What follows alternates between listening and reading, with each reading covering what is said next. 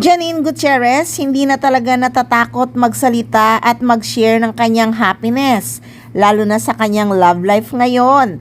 Dati daw kasi takot siyang magsalita about sa kanyang love life.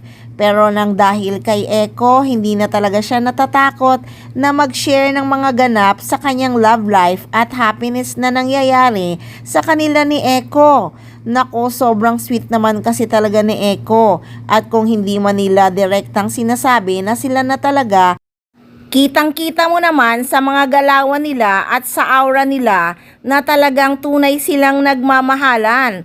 Nasabi pa nga ni Janine sa isang interview na bago pa lang daw sila. Hindi pa ba umaamin yon?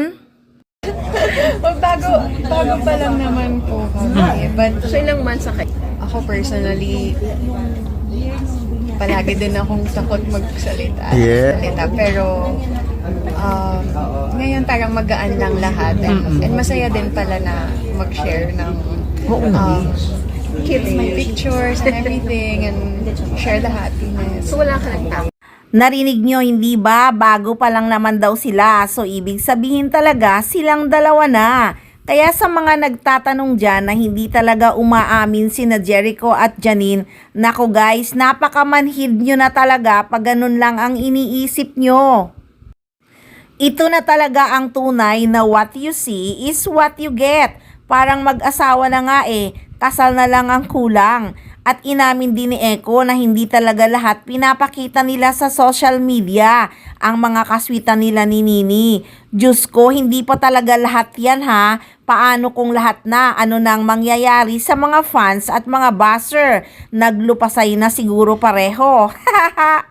Yes, totoo naman yan. May mga tinatago talaga silang moments, lalo na nung birthday ni Janine. Ang daming nag-abang sa social media pero wala talagang lumabas. Nako, nag-iisip tuloy ang mga fans, baka naman dun na namanhikan si Eko no, nung nag-birthday si Nini, kaya sobrang close na ni Eko sa family ni Janine, kasi engaged na nga ang dalawa. Hay nako, in my dream. Pero malay natin, totoo, kasi sobrang tinago ang celebration ng birthday ni Nini. Anong meron doon? Hay nako, nakita nyo naman ang Ekonin, parang mag-asawa na ang galawan. Hay! At yung binasila na sinayaw nila ng waltz sa Kabankalan ay panggurang. Naku guys, ang engot naman talaga ng buzzer na yon. Alam nyo ba yung sayaw na yon? Parang sayaw ng mga kinasal na yun, di ba? Hindi ba kayo nanonood ng kinakasal? Ganun kaya ang sayaw nila.